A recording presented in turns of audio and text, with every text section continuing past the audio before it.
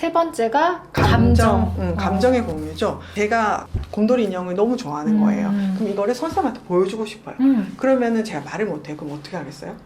와서 들이밀겠죠. 네, 이렇게 하고 그 다음 어떻게 하겠어? 이거 보고 선생님 보고 그치. 이거 보고 선생님 보고 내가 보고 있는지 엄마가 보고 있는지를 확인하는 거야. 난 이게 너무 좋아 엄마도 이거 봐봐. 그래서 내가 보고 있는지를 그렇죠. 얘가 또 확인하고. 그래서 저의 시선이 어떻게 가요? 여기로 갔다가 선생님한테 갔다가 선생님한테 갔다가 여기 갔다가 그런 이렇게 거 되겠죠. 같아. 맞아. 그거를 자세히 이렇게 관찰해 본 경우는 없었던 것 같아요. 네네, 그렇죠. 왜냐하면 보통은 대부분 자연스럽게 하거든요. 우리도 이제 신경을 그걸 안 쓰잖아요. 이제 여기 자동차가 여기 있어요. 그러면은 제가 여기 멀리 있어요. 저기 자동차가 있는 거야. 내가 너무 좋아하는 거야. 엄마한테 보여주려고 해. 그럼 어떻게 해요? 엄마를 이렇게 부르면 그 포인팅.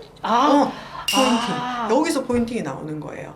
가까이 있든 혹은 멀리 있든 엄마 저거 봐봐 이렇게 하죠. 그러면은 선생님이 제 손가락 끝을 보고 선생님의 시선이 어떻게 돼요? 그쪽으로 가는지도 확인을 하고. 그리고 저 시선은 여기서 여기 갔다가 여기 갔다가 선생님도 여기 갔다가 엄마 봤어 이렇게 하고 저를 보겠죠.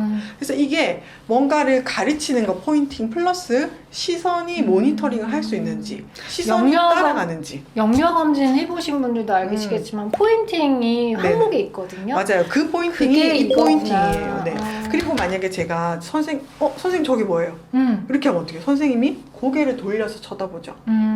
그거 자체가 멀리 있는 걸 또 가리키는 거예요. 그러면 선생님은 제가 저쪽을 가르치는 걸 아니까 제 마음에 있는 기초가 생기는 거예요. 그래서 선생님도 멀리 넘어 있는 거를 이 손가락질을 따라서 볼 수 있는 거예요. She tries to share her enjoyment with her mother as she turns to show the toy to her. Then she shares her enjoyment with the lady across from her by directing her gaze and smile toward the lady. 그래서 우리 아이한테 보실 거는 아이가 손가락질을 하는지 그러니까 이 가장 낮은 단계의 손가락질은 포인팅은 뭔가 요구할 때예요. 먹을 거 달라. 저 꺼내달라 할 때 손가락질. 그 다음에 상위 단계가 감정의 공유. 요구하는 게 아니라 보여주고 싶고 자랑하고 싶고 무서울 수도 있고 그래서 엄마한테 가르치는 거 그리고 엄마가 가르쳤을 때 그 시선을 따라서 반응을 할 수 있는가 요거를 보셔야 합니다. 이게 감정의 공유 세 번째. Although he looks at the man's pointed finger, he does not follow the direction of the man's gesture to locate the object of the man's attention. 이것도 되게 쓸데없는 질문일 수도 있는데요. 포인팅이 또 요거를 또 집착하시는 보호자분들도 있어요. 그래서 요게 안 될 수도 있잖아요. 네네네. 그러면은 요렇게 뭐 한다든지, 손으로 한다든지, 뭐 엄마 끌어서 이렇게 한다든지 이런 것도 다 포함인 거죠. 그렇죠. 이게 이제 사실은 두 번째 손가락으로 포인팅을 하는 것 자체도 사실은 관습적인 제스처이긴 해요. 우리가 포인팅할 때는 아까 뭐랬어요? 시선을 따라가는지가 중요하다 그랬잖아요. 아직 손가락질을 못하지만 엄마 이렇게 하면 시선 같이 가는 거잖아요. 내 감정 공유하는 거죠. 괜찮아요. 그리고 우리가 인터넷 찾아보면은 크레인이라는 게 나와요. 크레인. 엄마 손을 끌고 간다. 여기다가 엄마, 이건 좀 이상하네. 이거죠. 근데 이거 할 때 엄마 이거는 괜찮아요. 근데 엄마가 너무 안 봐서 네네 그럴 수 있어요. 근데 이거를 엄마한테 뭔가를 요구를 하면서 냉장고에 엄마 손으로 이렇게는 하는데 엄마 얼굴을 안 본다. 그러면 이제 그게 크레인이에요. 그거는 좀 이상한 반응이다. 그거는 비전형적인 반응이다. 왜냐면은 18개월, 20개월, 24개월 정도가 되면은 이제 시선에 따라가는 거나 감정을 공유할 때 게 있어야 되는데 그게 있어야 되는데 그냥 단순하게 도구로 나를 사용하는 거네요. 한다고 하면은 그거는 이제 좀 질적인 저하가 있는 거죠. 그래요. 세 가지가 굉장히 명확한데요, 선생님. 그렇죠. 그렇게 얘기를 하니까는. 첫 번째가 눈 마주침. 두 번째가 호명 반응. 세 번째가 감정의 공유. 그다음 포인팅. 그래서 사실 이 세 가지를 제가 말씀드리는 이유는 한 18개월에서 24개월 정도 이 두 돌 전후의 아이들에서 이게 좀 되는지 안 되는지 잘 모르겠다. 그러면은 전문가를 만나보시는 게 더 좋아요. 그렇죠.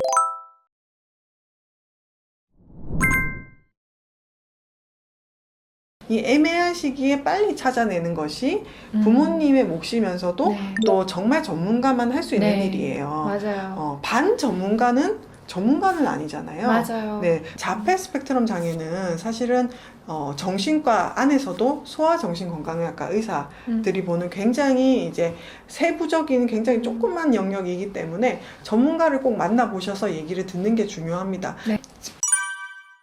병원에 왔는데 자폐 스펙트럼 장애가 아니라는 얘기를 들을 수도 있어요. 맞아요. 그런데 이제 그것도 중요한 거죠. 근데 자폐 스펙트럼 장애가 아닌데 그걸 의심하게 된 다른 이유들이 있을 거예요.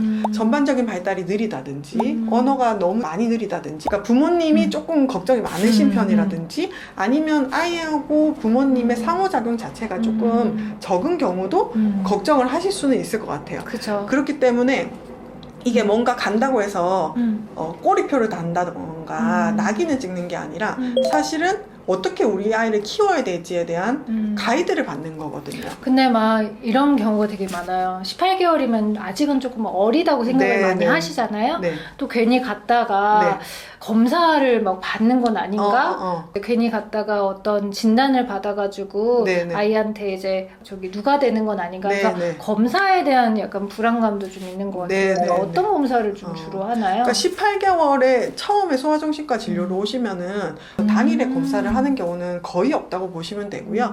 이제 당일에는 저와 같은 이제 전문가를 만나서 아이를 관찰하고 부모님 면담을 해서 어떤 검사가 필요한지에 대해서 얘기를 하고 검사가 아니라고 하면은 육아 상담이나 아이의 발달에 대한 상담을 해드리는 거죠. 진단은 꼬리표가 아니라 이정표다.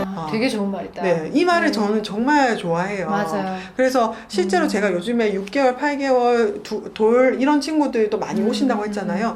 괜히 혼자서 걱정하고 인터넷 찾아보고 근데 사실 한번 꽂히면은 다 우리 아이 말 같거든요. 맞아요. 그러면 그때부터 병원에 올 때까지 밤낮을 새시면서 다 맞는 것 같다고 얘기를 해요. 실제로 병원의 진료뿐만 아니라 제 지인들 중에서도 전화가 되게 많이 와요.